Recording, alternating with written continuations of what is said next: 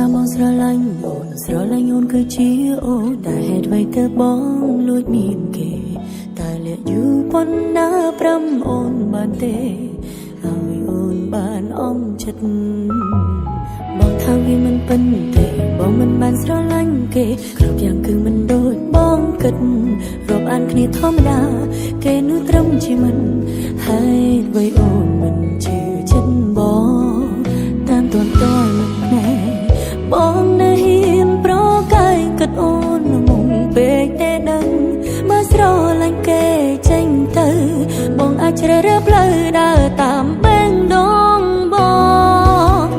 គេជាជនទី3ហើយដោយខ្ញុំមានអារម្មណ៍ថាខ្ញុំជាអ្នកបំបែកបំបាំងស្នេហាគេបងទៅចង់ថៃគេចង់មិនចង់ធ្វើជាមនុស្សអាត្មានិយមប្រហែលខ្ញុំជាចង់ទេបីតាំងពីដំបូងគ្រាន់តែមិនទាន់នឹងខ្លួនគេអាចនឹងយកខ្ញុំសំបេះដូងសំបេះដូងដែលកំពុងឯកា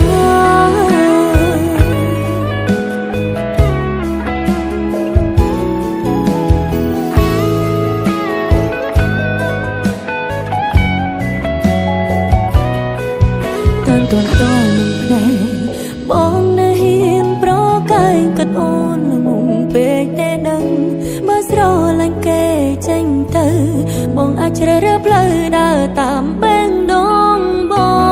ងគេជាជនទី3ហើយដោយខ្ញុំមានអារម្មណ៍ថាខ្ញុំជាអ្នកបំបែកបំបាំងស្នេហាគេបងទៅចង់ថៃគេចង់មិនចង់ធ្វើជាមនុស្សអាត្មានិយមប្រហែលខ្ញុំជាចង់ទេបីតាំងពីដំបូងគ្រាន់តែមិនទាន់នឹងខ្លួនគេអាចនឹងយកខ្ញុំសំបេះដូងសំបេះដូងដែលកំពុងឯកាគេជាជនទី3ហើយដោយខ្ញុំមានអារម្មណ៍ថាខ្ញុំជាអ្នកបំបែកបំបាំងស្នេហាគេបងទៅចង់ថៃគេចង់មិនចង់ធ្វើជាមនុស្សអា